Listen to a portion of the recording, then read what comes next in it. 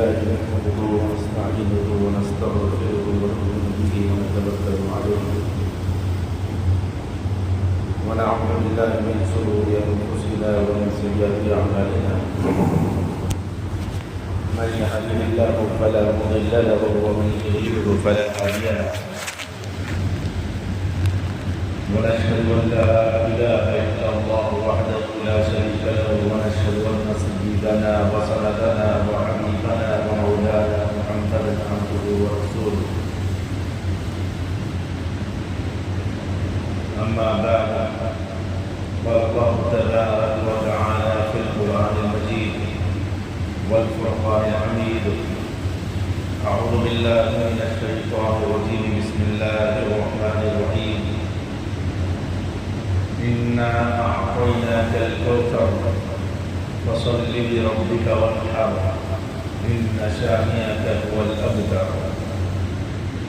قال النبي صلى الله عليه وسلم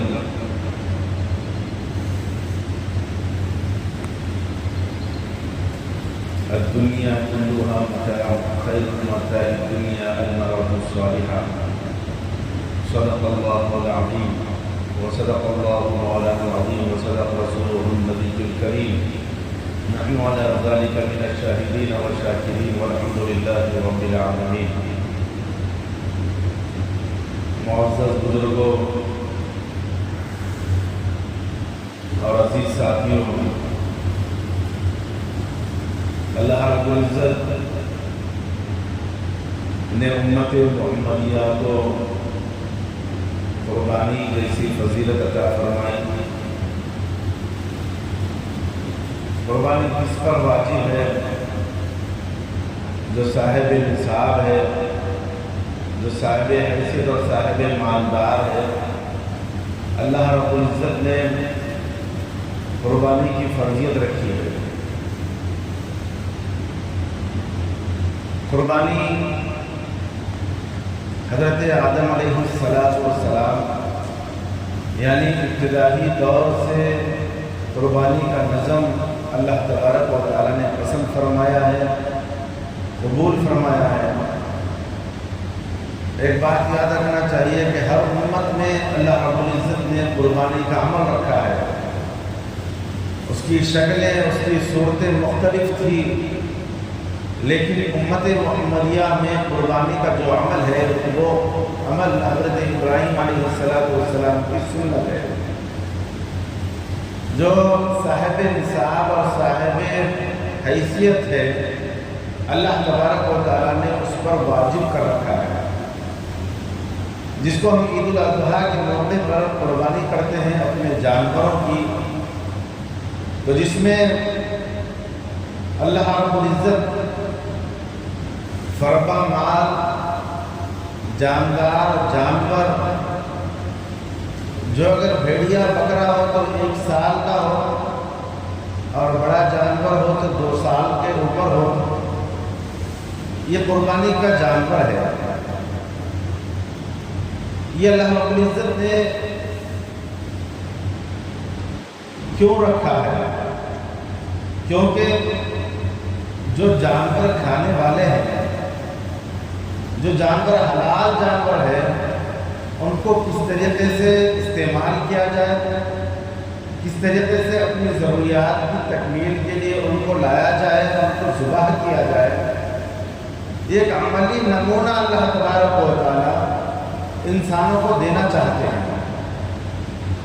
جس کی بنا پر اللہ رب العزت سال میں 1 مرتبہ عید الاضحیٰ کے نام سے قربانی کا نظم رکھا ہے، جس میں بندے اللہ کا نام لے کر اللہ کے واسطے اور اللہ کی خوشنودی کے لیے ذبح کرتے ہیں. حالانکہ قرآن پاک میں آتا ہے، اللہ تبارک و تعالیٰ فرماتے ہیں، نہیں قربانی کیا ہوا گوشت، نہ ہڈی نہ خون اللہ کے پاس پہنچتا ہے، بلکہ قربانی کرنے والے کا اخلاص ہمارے پاس پہنچتا ہے. قربانی کرنے والے کا جتنا اخلاص ہوگا اور جتنا وہ اللہ کی رضامندی کے لیے، اللہ کی خوشنودی کے لیے اللہ کے لیے قربان کرے گا تو گوشت کھانا بھی اس کے لیے حلال ہے اور اس کا تقسیم کرنا بھی درست ہے۔ تو لہذا یہ عمل صرف اللہ کے لیے ہو اور اللہ کی رضا کے لیے ہو، اور یہ 3 دن اللہ تعالیٰ نے ہم کو دیے ہیں۔ ایک 10ویں تاریخ ذی الحجہ کی، 11ویں اور 12ویں تاریخ، یہ 3 دن کا عمل ہے جس کے اندر اللہ تعالیٰ صاحب نصاب سے، صاحب ثروت سے اور صاحب حیثیت صاحب مالدار سے اللہ تبارک و تعالیٰ چاہتے ہیں اور اس کے اوپر واجب کر رکھا ہے۔ ایک بات یہاں پر یہ یاد رکھنا چاہیے کہ جو قربانی کا عمل ہے، اگر گھر میں اگر متعدد افراد صاحب نصاب ہے، جس طریقے سے ہوتا ہے کہ شوہر ہے، اگر وہ اپنی جانب سے قربان کر دے تو گھر کے تمام احباب سے یا گھر کے تمام افراد کی جانب سے قبول نہیں ہوتا، بلکہ ہوتا یہ ہے کہ ایک تو شوہر ہے، گھر کا بڑا ہے، باپ ہے، وہ تو مالدار ہوتا ہے جو قربانی کرتا ہے، لیکن بیوی جس کے پاس پیسہ وغیرہ نہیں ہوتا لیکن وہ بھی صاحب نصاب ہوتی ہے، اس کے پاس سونا زیورات ہوتے ہیں، تب وہ بھی صاحب نصاب ہے، لہذا اس کا اپنا علیحدہ قربانی کرنا جانور کا ضروری ہے، اس کے اوپر بھی واجب ہے۔ بسا اوقات ایسا ہوتا ہے کہ باپ اپنے بچوں کے نام سے، اپنی اولاد کے نام سے، اپنے بیٹوں کے نام سے، اپنی بیٹیوں کے نام سے علیحدہ رقم متعین کر دیتے ہیں، یا میراث میں ان کو کچھ ایسا پیسہ آ جاتا ہے جو صاحب نصاب کے مالک ہوتے ہیں،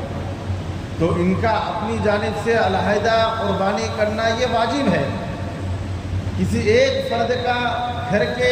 قربانی کرنا یہ سب کے لیے کافی نہیں ہے، بلکہ اگر سب مالدار ہے تو سب کی جانب سے علیحدہ قربانی کرنا ہے، اور اس سے مقصد ہمارا 3 ہے۔ ایک تو مقصد رضا الہی ہے، اور دوسرا یہ ہے کہ اس سے جو قربانی کر رہا ہے اس کے آفات، بلایات اور مصیبتیں سال بھر کی دور ہو جاتی ہے۔ تیسرا عمل یہ ہے کہ ہمارے جو غربا ہے، ہمارے جو سلم علاقے کے افراد ہیں جو گوشت کو برسا برس دیکھ نہیں سکتے، کئی ایک عرصے تک کھا نہیں سکتے، بڑی مشکل سے ان کو یہ چیزیں میسر ہوتی ہے، ان تک ان چیزوں کو پہنچائے، ان تک ہم اپنے اس خلوص کے ساتھ، محبت کے ساتھ، رضا الہی کی خاطر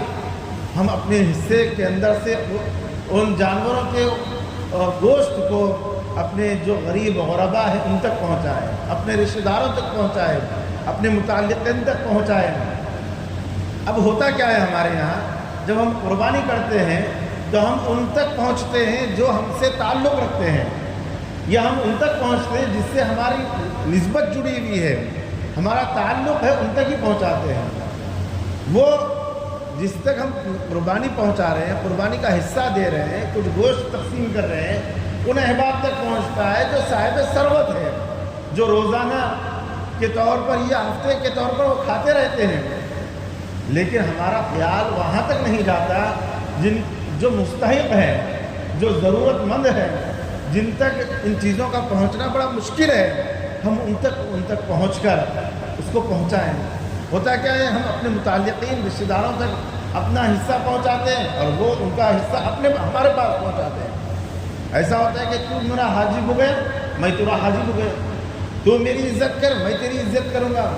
تو میری بڑائی کر میں تجھے بڑائی کروں گا، میں تجھے ہدیہ دوں گا تو مجھے ہدیہ دے، یہی ہوتے رہتا ہے ہمارے پاس۔ لیکن ہم جو حقیقی مستحق ہے،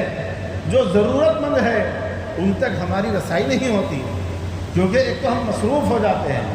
ہم اپنی مصروفیت کو ایسے بتاتے ہیں کہ عید پوری میرے اوپر ہی گزر رہی ہے، میں ہی ایک مسلمان ہوں اور میرا گھر ہی ایک عید کی خوشیاں منانے والا ہے، لہذا میں ہی خوشی منا رہا ہوں، ہم ایسے ظاہر کرتے ہیں۔ لیکن ہونا تو یہ چاہیے تھا کہ ہم خود اس کو استعمال کرتے ہوئے بقیہ حصے کو ہم ان متعلقین تک اور ان ضرورت مندوں تک پہنچے جو اس کی ضرورت محسوس کرتے ہیں، جو اس کے مستحق ہیں، جو اس کو ضرورت محسوس کرتے ہیں، ہم ان تک صاف شفاف اور صحیح گوشت پہنچائیں۔ بعض اوقات ایسا ہوتا ہے کہ ہم ایک کام یہ کرتے ہیں کہ جب ہم حصہ لا لیتے ہیں یا بکرا کاٹتے ہیں تو ہم حصے کا اچھا صاف ستھرا گوشت جو ہوتا ہے ہم اپنے استعمال میں یا فریج کے حوالے کر دیتے ہیں تاکہ ہمیں آگے کام آئے، فیوچر میں ہمیں استعمال کے لائق ہو۔ اگر دھوپ کا اندیشہ ہے، دھوپ نکل رہی ہے، تو ہم اسے کباب میں بنا کر ڈال دیتے ہیں تاکہ ہم اور لمبے عرصے تک اس گوشت کو استعمال کریں۔ ہونا تو یہ چاہیے تھا کہ ہم اس گوشت کو اور اس حصے کو ہم ان تک پہنچاتے ہیں، لیکن جو چھٹاوا مال ہوتا ہے، جو ہڈی اور چچڑے ہوتے ہیں، ہم اس کو جمع کر کر جو غریب و غربا آتے ہیں ان کے حوالے کر دیتے ہیں۔ حالانکہ یہ تو ہماری اپنی چاہت کو پوری کرنا ہو گیا ہے۔ یہاں پر ہمیں رک کر دیکھنا ہے کہ اللہ کی چاہت کیا ہے، اللہ تبارک و تعالیٰ کیا چاہتے ہیں، اس میں اللہ کی رضا کیا ہے۔ اللہ کی رضا یہ ہے کہ ہم ان محتاج لوگوں کا خیال کریں، ان ضرورت مندوں کی سوچ اپنے دل میں رکھ کر اور ان کو محسوس کرتے ہوئے ان تک اپنے اس گوشت کے عمل کو پہنچائیں تاکہ ان کے گھروں میں بھی ہانڈی پکے،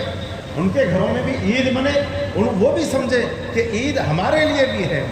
عید ہمارے لیے بھی اللہ تعالیٰ نے مشروع فرمائی ہے۔ عید کی خوشی منانا ہر مسلمان کے لیے ہے، کوئی مخصوص احباب کے لیے یا چند لوگوں کے لیے نہیں ہے، بلکہ مسلمان جتنے ہیں، ایمان والے جتنے ہیں، امیر ہو کے غریب، فقیر ہو کے مالدار، ہر ایک کے لیے عید منانا ہے۔ تو عید کی خوشیاں منانا ہر ایک کے لیے ضروری ہے۔ تو جو صاحب ثروت، صاحب مالدار جو قربانی کر رہے ہیں، ان کی سوچ یہ ہونا چاہیے کہ اللہ تعالیٰ نے مجھے مالدار بنایا ہے، مجھے قربانی کرنے کا اللہ نے مجھے حکم دیا ہے، مجھے وافر مقدار میں اللہ تعالیٰ نے مال و اسباب دیے ہیں، اب میں قربانی کر رہا ہوں۔ تو میری سوچ یہ ہونی چاہیے کہ میرے علاقے میں میری رسائی تک کتنے ایسے لوگ ہیں جو قربانی نہیں کر سکتے،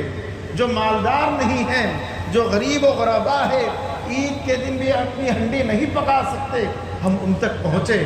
ان تک اپنے گوشت میں سے کچھ حصہ ان تک صاف و شفاف پہنچائے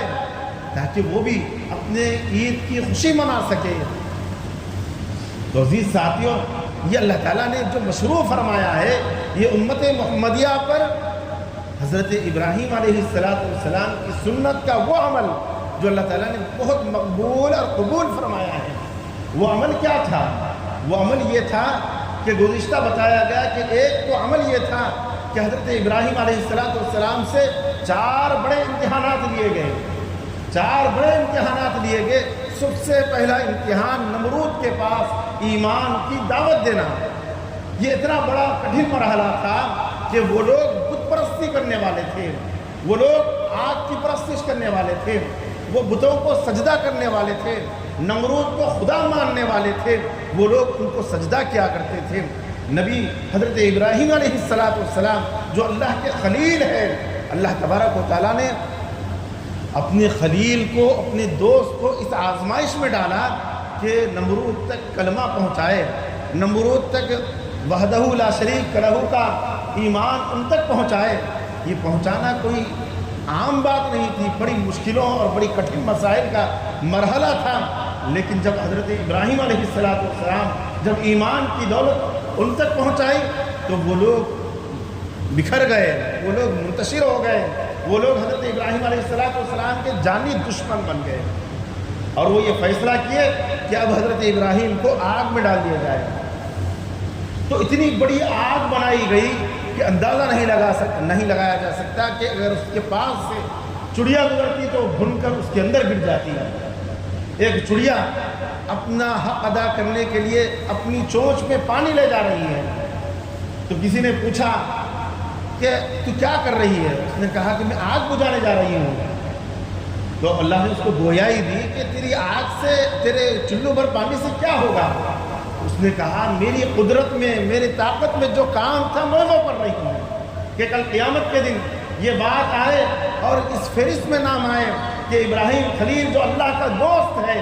جب وہ آگ میں ڈالا جا رہا ہے تو اس کو بجھانے کا عمل اس چڑیا نے بھی کیا تھا۔ تو آج ہمارے لیے بھی اس چڑیا کے عمل کو اختیار کرنا ہے۔ آج دین اور دینی احکامات کو اور شریعت مطہرہ کو مٹایا جا رہا ہے، شریعت مطہرہ کو، دین کو، اسلام کو بدنام کیا جا رہا ہے، تو ہمارا کیا حصہ بن رہا ہے اس کے اندر ہماری کیا فرضیت ہے، ہم کیا فرض اختیار کر رہے ہیں دین اور اسلام کو بچانے کے لیے۔ ایک چڑیا بے جان جانور وہ اپنا فرض منصبی ادا کر رہا ہے کہ کل قیامت کے دن کوئی پوچھے اور اللہ جب سوال کرے تو ان سوال کرنے کا جواب میرے پاس موجود ہو۔ تو آج ہمارے ملک کے اندر حکومتی سطح پر اسلام کے اوپر انگلیاں اٹھائی جا رہی ہے، تو ہمارا کیا فرض بنتا ہے، اس کے لیے ہمیں کیا کرنا چاہیے؟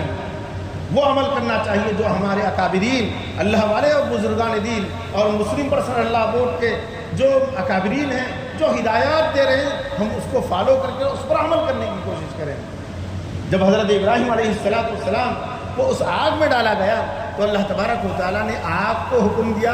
اے آگ تو حضرت ابراہیم کے لیے گلے گلزار بن جا۔ گلے گلزار کسے کہتے ہیں کہ ایئر کنڈیشن بن جاؤ۔ آگ اتنی خطرناک دہکتی تھی کہ اس کے اندر جو جاتا وہ راکھ ہو جاتا، لیکن ابراہیم کو نہ گرم کر نہ ایسی ٹھنڈی کہ اس سے تکلیف پہنچے۔ ٹھنڈک بھی ایک تکلیف ہے، گرمی بھی ایک تکلیف ہے،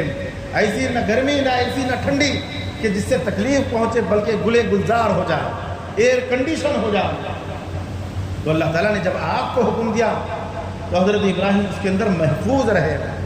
پھر دوسرا امتحان جو حضرت ابراہیم علیہ السلام سے لیا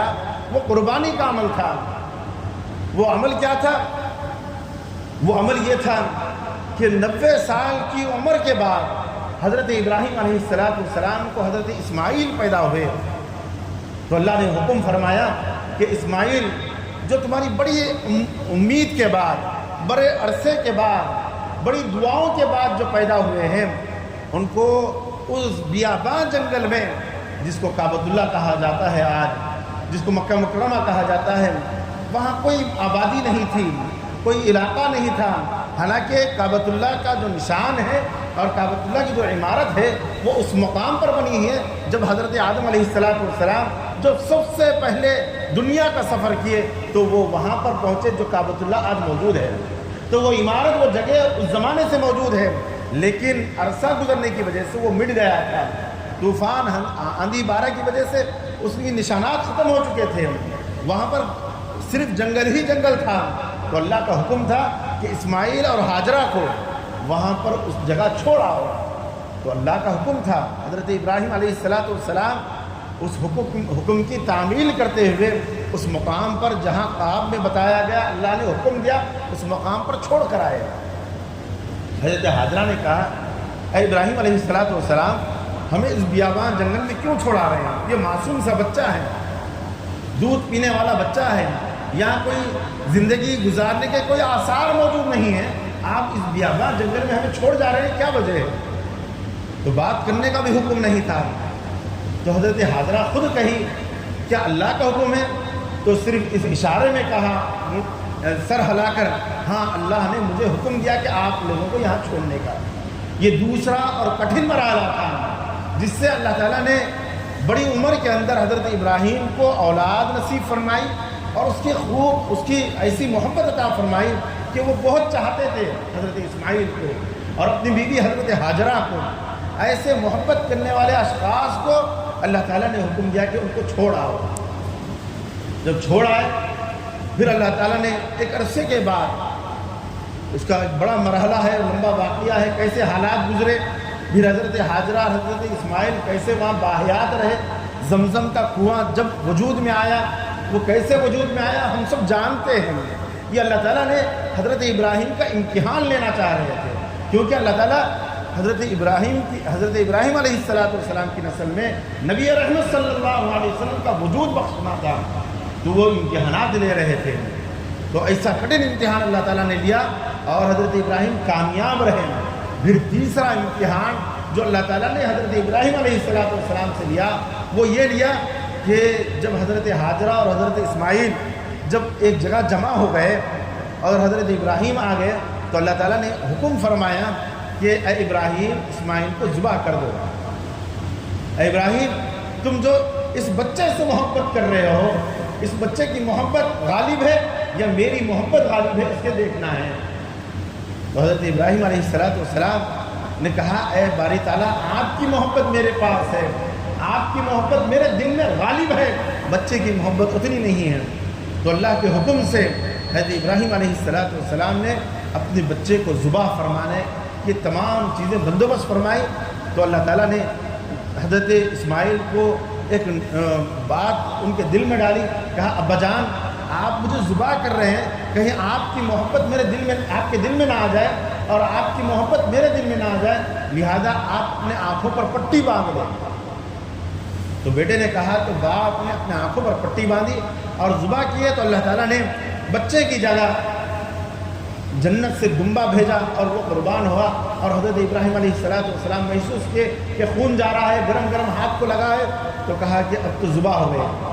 یہ بھی بڑا کٹھن امتحان تھا، جس میں حضرت ابراہیم علیہ السلام کھڑے اور کامیاب ہوئے، اور اللہ تعالیٰ نے حضرت ابراہیم علیہ السلام کے اس عمل کو امت محمدیہ کے لیے واجب قرار دیا، اور جو صاحب نصاب صاحب ثروت ہے تا قیامت تک کے لیے امت محمدیہ کے تمام مسلمانوں کو یہ واجب قرار دیا کہ وہ قربانی کرے قربانی کے ایام کے اندر۔ لہذا ہمارا عمل ہونا چاہیے کہ ہم اللہ کی رضا کے لیے، خوشنودی کے لیے، سنت ابراہیمی ادا کرنے کے لیے اور اپنے وجوب کو اپنے سر سے ادا کرنے کے لیے ہمارے گھر میں جتنے احباب صاحب نصاب صاحب ثروت ہے ان کی جانب سے قربانی ادا کریں۔ اللہ تبارک و تعالی ہم سب کو ان باتوں پر عمل کرنے کی توفیق نصیب فرمائے، سنت ابراہیمی کی ادا کرنے کی ہر ممکن کوشش کریں، اور اس کو ادا کرنے کی ضرورت محسوس کر ہم ان متعلقین تک اور ان ضرورت مندوں تک پہنچے جن کی عید منانے کے لیے، جو اپنے گھروں کے اندر خوشیاں منانے کے لیے ان اشیاء کی ضرورت پڑتی ہے، گوشت کی اور کھانے پینے کی چیزیں ضرورت پڑتی ہے، تو ہم تک اپنے حصے کا وافر مقدار ان تک پہنچائیں تاکہ وہ بھی اپنے گھروں کے اندر خوشی منائیں۔ ایک اعلان یہ بھی ہے کہ آج مسلم پرسنل لا بورڈ کی جانب سے ہیومن چینز یعنی انسانی زنجیر کی ریالی نکالی جا رہی ہے، جس میں 4-5 حلقے بنائے گئے ہیں۔ ایک جامع مسجد حلقہ وہاں اسلام پور چورستے سے، اور دوسرا بلال مسجد سے، اور تیسرا وکاس نگر، چوتھے مسجد مدینہ مسجد سے وہاں پر بھی نکالی جا رہی ہے، اور 5واں نور مسجد سے۔ یہ 5 حلقوں میں انسانی زنجیر کی مسلم پرسنل لا بورڈ کی جانب سے جو ہمارے وقت کے تعلق سے حکومت غیر ضروری قابض ہو رہی ہے، یہ ان کو بتایا جائے کہ یہ ہمارا حق ہے۔ یہ ملک جو ہے جمہوری ملک ہے، اس میں جتنے مذاہب کے لوگ رہتے ہیں ان سب کو آزادی کے ساتھ اپنے حقوق کو حاصل کرتے ہوئے رہنے کا مکمل حق ہے، لہذا یہ ہمارا حق ہے۔ وقف بورڈ اور وقف سے متعلق جتنی چیزیں ہیں یہ مسلمانوں سے متعلق ہے، اس میں حکومت کی عمل دخل کی کوئی ضرورت نہیں ہے، یہ ہمیں بتانا ہے، اور جب تک یہ بل واپس نہ ہو جائے ہم اس کی مخالفت کرنا ہے، اور حکومت کو یہ بتانا بھی ہے کہ ہم سب متحد ہیں اور اس کے ہم مخالف ہیں، اور اس کا ہم بالکل اس بل کے ہم رد کرتے ہیں، تاکہ اللہ تبارک و تعالیٰ ان اعمال کے ذریعے سے ہمارے ان وقت کی جائیدادوں کا تحفظ فرمائے اور ان کے ذریعے سے ہمیں چین سکون ملے۔ اللہ تبارک و تعالیٰ ہم سب کو ان باتوں پر عمل کرنے کی توفیق نصیب فرمائے۔ آمین۔ وما علینا الا البلاغ۔ جو احباب سنت نہیں پڑھے سنت پڑھیں۔